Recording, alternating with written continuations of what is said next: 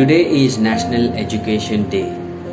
We all know that education is a very important part of our life, and because of that, we all get our education from the schools, colleges, from our family, friends, and a lot of different sources from the internet, and we learn a lot of things from our own experiences as well.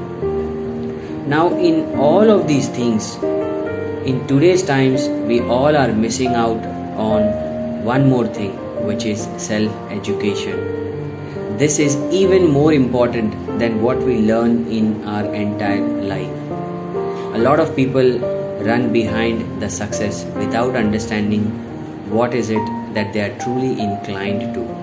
And that is what we all should know, because in life, it's very important to learn yourself before you learn anything else in the world.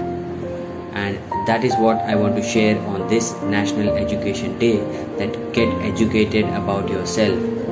All the other information is actually available very easily. Make sure that you find your true self, make sure that you understand your personality, and then make the choices to become successful and to live a happy life. If you like the video, do share the video and follow me for more videos.